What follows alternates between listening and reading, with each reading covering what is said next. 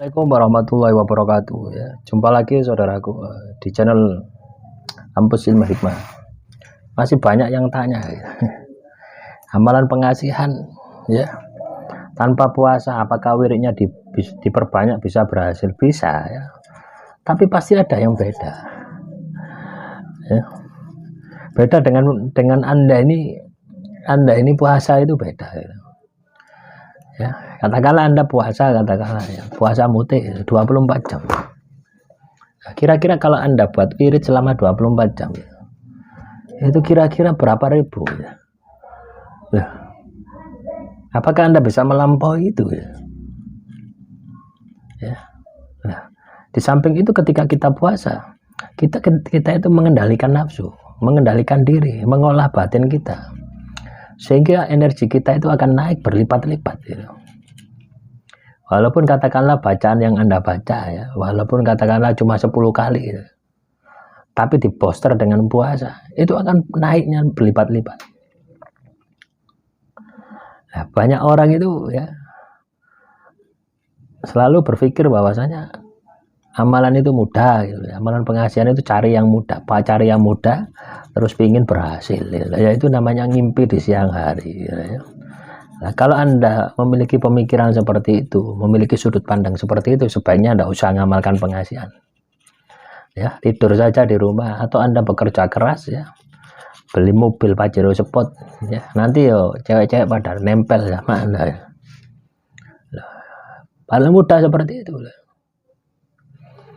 ya. Jadi amalan pengasihan itu bukan mudah ya, lebih sulit daripada Anda mengejar membeli mobil itu. Ya, orang mengatakan bahwa amalan pengasihan itu mudah ya, tidak, lebih sulit. Karena yang menjadi lawan Anda itu bukan target, tapi yang menjadi lawan Anda adalah nafsu. Nafsu Anda yang ingin segera tercapai, nafsu Anda yang instan.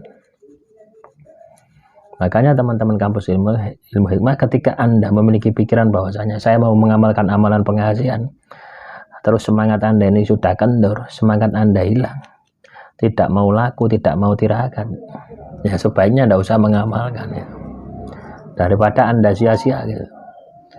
Anda sia-sia akhirnya menyalahkan amalannya. Saya sudah mengamalkan selama 6 tahun 6 bulan tapi belum ada reaksinya ya karena laku Anda biasa-biasa saja. Jadi yang namanya mengamalkan amalan ilmu hikmah ya, dalam hal ini adalah pengasihan ya, itu harus benar-benar berat, harus ditirakati ya. Yang perlu Anda kondisikan adalah niat Anda, yang perlu Anda kondisikan adalah semangat Anda untuk bisa menjalani amalan pengasihan itu dengan maksimal. Itu yang Anda harus lakukan itu ya. Jadi semangatnya itu harus ada dulu ya. Jangan sampai Anda ini mengamalkan pengasihan, semangatnya Anda ada ya. Dari komentar Anda kelihatan itu. Kalau mental Anda mental malas gitu, ya. Mental ingin berhasil tapi tidak mau kerja ya. Itu ya.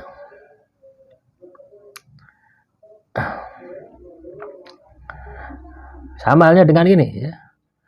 Kalau ibu saya yang wirid, malah orang tuanya yang suruh mendoakan, Anda fokus jualan, ya sudah, tidak usah mengamalkan ya. Jadi mengamalkan sebuah amalan itu ya pribadi Anda sendiri, bukan orang tua Anda. Orang tua Anda ini hanya memboster, mendoakan ya.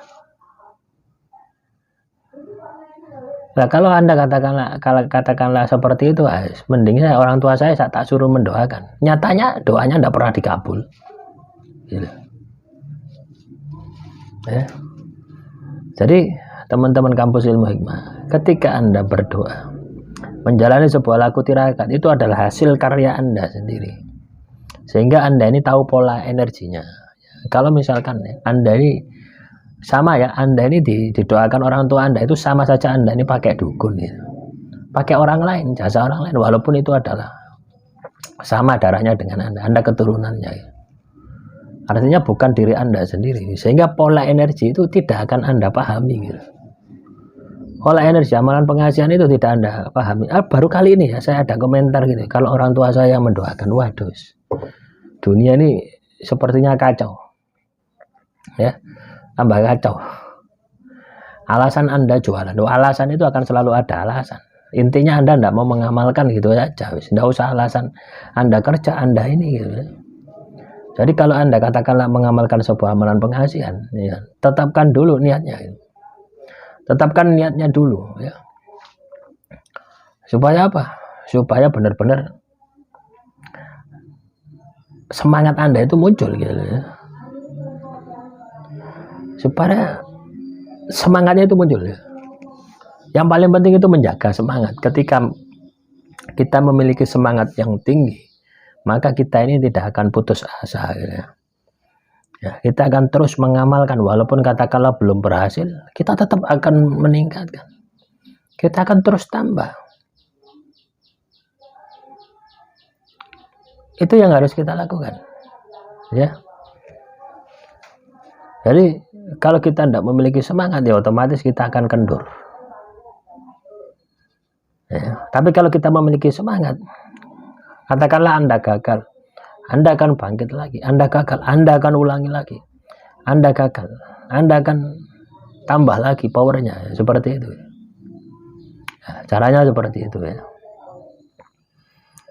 Nah, jadi jangan orang lain yang disuruh mengamalkan. Orang tua Anda disuruh mengamalkan amalan pengasihan. Lah ini anak kurang ajar ya. Ya. Kalau Anda mengamalkan sebuah amalan, ya, amalan ilmu hikmah, cukup Anda dan Tuhan yang tahu. Orang lain tidak perlu tahu. Nah, supaya apa? Supaya Anda ini benar-benar bisa mengolah energinya. Energinya tidak kemana-mana. Biar energinya bisa fokus juga itu. Ya. Nah. Terus juga ini ya, menanggapi komentar saudara kita. Saya setiap melakukan puasa muti dalam mengamalkan amalan, mengapa selalu saya datang musibah? Musibahnya apa? Puasa mutinya bagaimana? Ini tidak jelas. Nah, puasa muti Anda puasa muti apa? Ya, tata caranya benar enggak? Gitu ya. Ya. Nah ini orang-orang yang salah ini ya seperti ini ya, dalam siburian ini. Ya. Saya setiap mengamalkan amalan puasa mutih dalam mengamalkan amalan, mengapa saya selalu datang musibah? Nah, jangan bukan karena amalan Anda. Anda kena musibah ya karena perilaku Anda, bukan karena amalan. Ya, itu tandanya Anda ini tidak memiliki tanggung jawab terhadap perbuatan Anda. Ya. Ya. Ya. Anda katakanlah mengamalkan sebuah amalan pengasihan. Terus kenapa kok saya selalu kena musibah? Apakah karena amalan pengasihannya? Bukan. Tapi karena perilaku Anda, karena perbuatan Anda. Nah, kalau Anda katakanlah seperti itu sama saja Anda ini tidak bersyukur dengan amalan tadi. Amalan tadi ya, itu akan berbalik nyerang Anda. Ya. Kenapa Anda berpikiran negatif terhadap apa yang Anda amalkan? Ya, ibarat Anda ini tidak bersyukur. Misalkan Anda makan, perut saya kok sakit ya, dengan makanan ini. Setiap saya makan makanan ini perut saya sakit. Berarti Anda tidak bersyukur dengan makanan itu. Sama halnya itu. Ya. Jadi bukan makanan itu yang membuat sakit. Ya. Tapi perut Anda yang memang error gitu. Sama seperti itu. Ya. Nah, buktinya dimakan orang lain tidak sakit gitu. Kenapa kok Anda sakit? Nah, jadi teman-teman kampus ilmu hikmah, cobalah Anda ini bertanggung jawab dengan perbuatan Anda sendiri. Ada yang suruh ngamalkan orang lain, orang tuanya suruh ngamalkan amalan pengasihan. Nah ini wis, dunia ini sudah terbalik. Ya, apapun alasannya gitu ya.